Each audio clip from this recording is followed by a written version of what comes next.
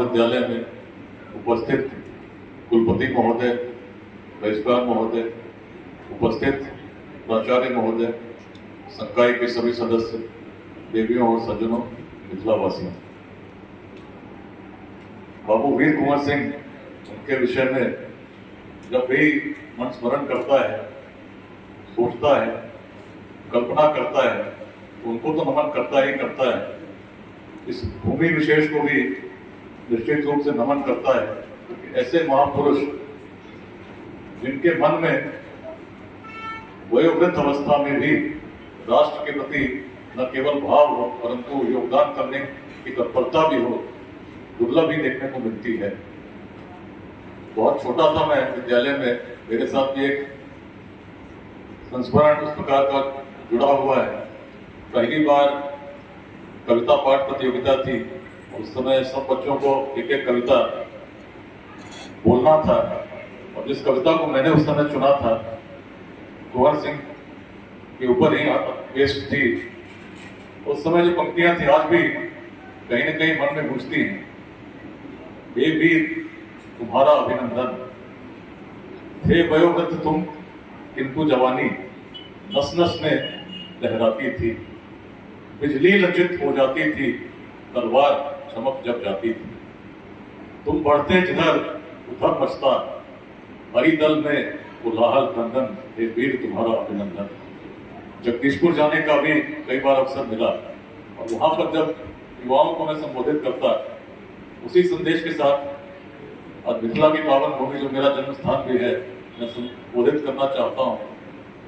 जिस भूमि में 80 वर्ष की अवस्था में वीर कुंवर सिंह जैसे सपूत पैदा हुए हो, कैसी ऊर्जा उनकी उस अवस्था में रही हो, वहाँ के युवाओं की क्षमता क्या होगी, इसकी आप सार्थक कल्पना कर सकते हैं।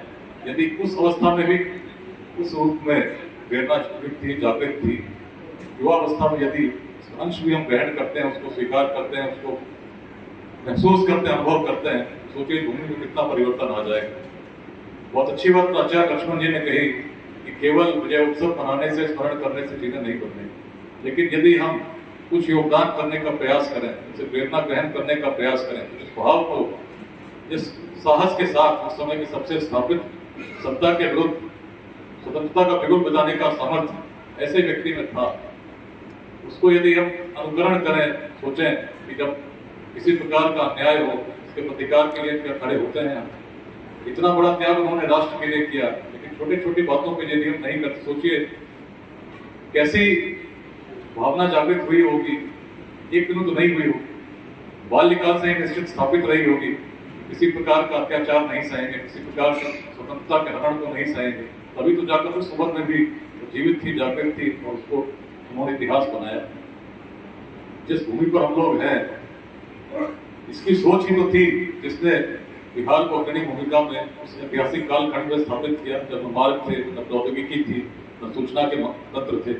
जब बिहार के इतिहास को मैं देखता हूँ तो मैं पाता हूँ, यदि अखंड भारत के साम्राज्य को स्थापित कर सके, जिसकी सीमाएं आज के इस छोटे से भारत से कहीं अधिक विस्तृत थी, अफगानिस्तान के पार तक थी, हिमालय के उत्तर तक थी, दक्षिण में सागर तक तो थी, पूर्वोत्तर के भी पार तक। यदि हम वैसे विश्वविद्यालय नालंदा और विक्रमशिला में स्थापित कर सके, जब ऑक्सफोर्ड और कैम्ब्रिज की कल्पना यूरोप में नहीं हुई थी, तो कारण यदि कुछ था तो सोच थी।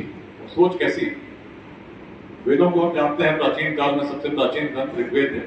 वैदिक परंपरा का प्रारंभ पश्चिमोत्तर भारत में विलुप्त सरस्वती के तटों के किनारे हुआ, लेकिन उस परंपरा का उत्कर्ष यदि कहीं हुआ, जिसको वेदांत कहते हैं, उस समय को उत्कृष्ट ज्ञान था, इसी मिथिला में हुआ, इसी मिथिला के मनों में हुआ, राजा जनक के दरबार में। और सोच क्या थी? व्यक्ति तो व्यक्ति छोड़ दीजिए, किसी जीवात्मा में भी भेद नहीं करने वाली सोच हमारे पूर्वजों की थी। इसीलिए तो बिहार में उदय को हमने देखा, जातियां तब भी थी, लेकिन जातिवाद उस प्रकार हावी नहीं, भेदभाव थे, लेकिन भेदभाव के बावजूद भी उस प्राचीन काल में विदुषी गांधी वाचक नदी को भरी सभा में पूरे भारत के विद्वान एकत्रित थे। सबसे बड़े विद्वान याज्ञवल्क्य को चुनौती देने का सामर्थ्य मिले। उस भूमि के वंशज यदि चाहते हैं कि बिहार आज फिर अग्रणी भूमिका में आए, चिंतन करना हो, और कुंवर सिंह की प्रेरणा ग्रहण करना होगा, एक महापुरुष से करना होगा, जहाँ पर याज्ञवल्क्य रहे, अष्टावक्र रहे, जो अपने युवावस्था में चुनौती देने का सामर्थ्य रखते थे, अपनी विद्वता से। इसी विद्वता के कारण ही तो उस भेदभाव से परे इस बिहार का निर्माण कर सके, जिसमें नंद वंश का उदय हुआ, सबसे निम्न वर्ग से आता था। आचार्य चाणक्य भी चले तो उन्होंने चंद्रगुप्त की जाति नहीं दी। आज यदि हम कहीं पिछड़ रहे हैं तो कारण एक ही है, छोटे छोटे खंडों में बढ़कर आपस में संघर्ष कर रहे हैं, और संघर्ष को जितना हम बढ़ाएंगे आगे कहीं नहीं जाएंगे। एक रथ को चार पशु मिलकर खींचते हों, जाओ दिशा में ले जाना चाहे अलग अलग, तो रथ चलेगा क्या? बिहार की दुर्दशा का यदि कारण है, समाज की दुर्दशा का यदि कारण है कि हम आपस में संघर्ष कर रहे, सहयोग नहीं कर रहे। युवाओं से विशेष रूप से आग्रह भी करता हूँ, ज्ञान लेकर चलता हूँ, आइए मिलकर प्रेरित करेगा। मूल संदेश यही, यदि अपने जीवन काल में चाहते हो बिहार उस रूप में स्थापित हो जिस रूप में प्राचीन काल में हम जानते थे, और शिक्षा के क्षेत्र में रोजगार के लिए किसी को बाहर जाने की आवश्यकता नहीं हो, तो दूसरा नहीं आए। परिवर्तन हमें ही करना है, मिलकर करना है, मिलकर हर व्यक्ति एक अंशदान दे शिक्षा के विकास में, समतामूलक समाज के निर्माण में, उद्यमिता के विकास में, और मिलकर यदि करें उसका हर व्यक्ति की भूमिका तो है ही, विद्यालय और महाविद्यालय की बड़ी महत्वपूर्ण भूमिका है। इसलिए जब भी महाविद्यालय से आमंत्रण आता है तो प्रयास करता हूँ जाऊँ और कम से कम इस बातों को अवश्य रखूँ। कुछ लोग भी प्रेरित होकर प्रेरणा का प्रसार होता है, और प्रेरणा का प्रसार शुद्ध मन की भावना से होता है। निश्चित एक यज्ञ को दावा नाम में परिवर्तित होने में समय नहीं लगता। तो मिथिला की पावन भूमि को नमन करते हो, सभी के प्रति आभार भी व्यक्त करता हूँ। आपने मुझे आमंत्रित किया इस विजय उत्सव पर, मैं भ्रमण के क्रम में था, मुझे जानकारी मिली, बड़ी प्रसन्नता हुई, और आज यहाँ पर माल्यार्पण करने का अवसर मिला। नव स्थापित प्रतिमा आज वीर कुंवर सिंह जी की स्थापित हुई है। इच्छा यही, प्रेरणा को हम ग्रहण करें, प्रसारित करें, केवल बातों तक नहीं रहे, बिहार में परिवर्तन में अपना योगदान अवश्य। सभी को धन्यवाद इस विजय उत्सव को